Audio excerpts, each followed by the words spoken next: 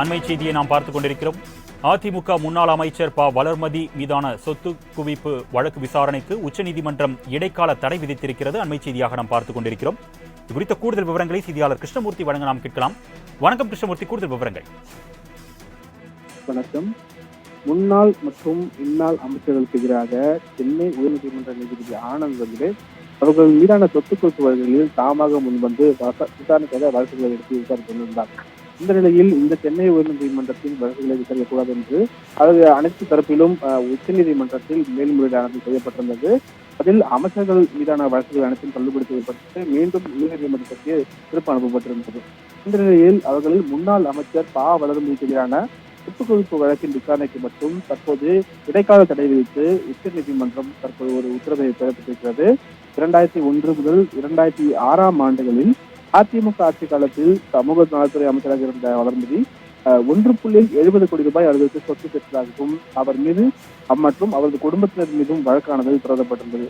இந்த வழக்கிலிருந்து ப வளர்மதி மற்றும் அவரது குடும்பத்தினரை விடுவித்து ஊழல் தடுப்பு சிறப்பு நீதிமன்றம் கடந்த 2012 ஆண்டு உத்தரவிட்டிருந்தது. இந்த உத்தரவை மறு ஆய்வு செய்யும் வகையில் தான் சென்னை உயர்நீதிமன்ற நீதிபதி ஆனந்த் வெங்கடேஷ் தாமாக முன்வந்து வழக்கை விசாரணைக்காக எடுத்திருந்தார். இந்த வழக்கை எதிர்த்து உச்சநீதிமன்றத்தில் வழக்கு தரப்பில் தாக்கல் செய்யப்பட்டது. அப்போது கடந்த முறையே விசாரணையப்போ முடித்து வைக்கப்பட்ட வழக்கு 10 ஆண்டுகளுக்கு பின்னர் இந்த வழக்கை மீண்டும் ரீஓபன் செய்து விசாரணைக்கு எடுக்கப்பட்டுள்ளதாகவும், மேலும் இந்த வழக்கில் வளர்மதி எந்த சொத்தும் வாங்கவில்லை என்றும் தெளிவாக கூறப்பட்டிருந்தது.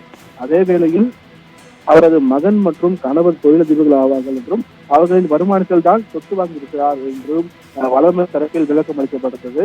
ஆனால் அதையும் வளர்மதி சொத்து கொடுப்பதற்கும் எஃப்ஐஆராக பதிவு செய்யப்பட்டதாக வளர்மதி தரப்பில் வாதங்கள் வைக்கப்பட்டிருந்தது. தற்போதைய நிலையில் இந்த வழக்கில் தமிழ்நாடு லஞ்ச ஒழிப்புத்துறை 4 வாரத்தில் பதிலளிக்க நோட்டீஸ் அளித்ததாக கடந்த விசாரணையின் போது உச்சநீதிமன்றம் தெரிவித்த நிலையில் அதோடு உயர்நீதிமன்ற உத்தரவுக்கு தடை வைக்க மறுப்பும் கடந்த முறை தெரிவிக்கப்பட்டிருந்தது. ஆனால் தற்போது இந்த வழக்கு இன்று மீண்டும் விசாரணைக்கு வந்த போது தமிழகத்தில் இந்நாள் மற்றும் முன்னாள் அமைச்சர்கள் உள்ளிட்டோருக்கு எதிராக சென்னை உயர்நீதிமன்ற நீதிபதியை தாமாக முன்வந்து பதிக்கிற வழக்கு விசாரணையானது பிப்ரவரி 27 முதல் தொடங்கி நாள்தோறும் நடைபெற இருக்கிறது. இந்த சூழ்நிலையில் முன்னாள் அமைச்சர் ப வளர்மதிக்கு எதிரான இந்த சொத்து குவிப்பு வழக்கு மற்றும் விசாரணைக்காக இடைக்கால தடை விதித்து தற்போது உச்சநீதிமன்றம் ஒரு உத்தரவை பிறப்பித்திருக்கிறது. கணேஷ், விரிவான தகவல்களுக்கு நன்றி கிருஷ்ணமூர்த்தி.